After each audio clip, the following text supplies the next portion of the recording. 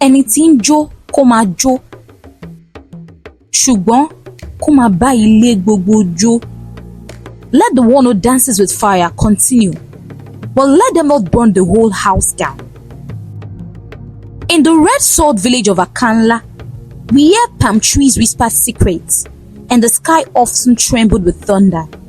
A child was born beneath a restless moon. His name was Tayọ. From the moment he entered the world, the midwife gasped. His cry was not one of helplessness. It was defiance, loud and fierce, as though he were protesting the silence of the womb. His eyes, wide and golden like smoldering coals, held the storm of something ancient. He did not smile like other children. He observed. He challenged. By the time he could walk, he was running into fights, into trouble, into places his elders had warned him to avoid. By the time he could talk, he had already offended half the village. He's brilliant, some said, admiring his wit. He's reckless, others whispered, shaking their head.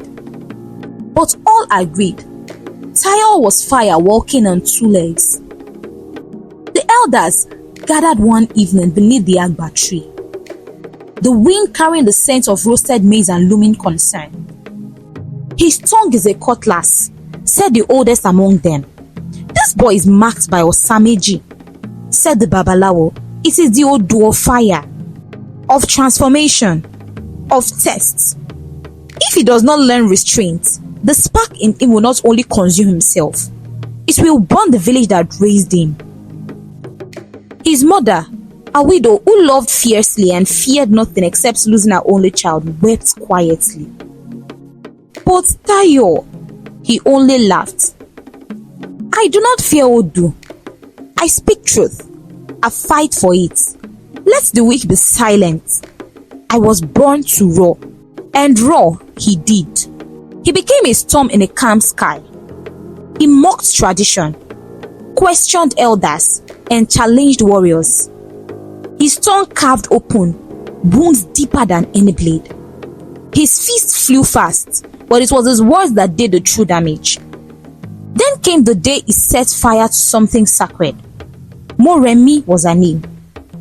She was the village's balm, a girl of grace, gentle, soft-spoken, yet deeply rooted. While Tayọ shouted, she healed. While he insulted, she sang. She was the quiet river to his raging flame. But Tayọ, frustrated by the way her calm made him feel seen and small, mocked her before the entire village. He called her weak. He laughed at the burn marks on her arm, relics from when she had saved the child from a kitchen fire. He sneered at her ancestry, questioning if she even belonged to the village of Àkànlà. Gasps rose. Eyes widened. Silence followed. Mọremí did not argue. She did not curse him. She bowed her head, turned and walked away, her dignity intact. But that night, something shifted. The market women stopped answering his greetings. The hunters refused to share their meat. Even the village river, which had always accepted his offerings of palm oil and kola nuts, now swallowed them without response. The leaves rustled when he passed, but not with welcome. Even birds flew away when he approached. It was not caused by juju. It was caused by consequence. Desperate, Tayọ turned to the Babalawo, bent over him with shame, his once proud eyes now full of confusion. He begged for insight. The Ọpọ́n Ifa was cast. The Ike nuts fell. The sacred dust revealed Osa Meji. The Babalawo, his face lined with wisdom and time, spoke gently. Osa Meji is not your enemy. It is your mirror. You were given fire, not to destroy, but to illuminate. You were given a tongue, not to tear down, but to teach. If you do not learn to master your power will master you. The fire you laugh with today may weep in your chest tomorrow. He was instructed to go to Mọremí's ancestral shrine with 3 offerings: Efun, wise chalk for purity and apology; water to quench his burning heart; honey to sweeten the bitterness he had caused. He was told to bathe in herbs soaked with cool energy. Ewe Eweru, leaves of humility; Ewe Ataro for thoughtfulness; and Ewe Igba, the leaf of learning. Then he must sit beneath the Iroko tree, silent, still for 7 nights. No speaking, no pride, just breath and reflection. On the 7th night, the dream came. In it, Tayọ stood in the middle of a great forest fire. Trees fell, ash rained, the sky cracked with thunder, but then a whisper. Out of the flames stepped Mọremí, unburned, calm, glowing with light. She touched his chest, and the inferno within him shrank into a single flame, steady, warm, controlled. She said only one sentence: "Even fire can become a candle if it learns to listen."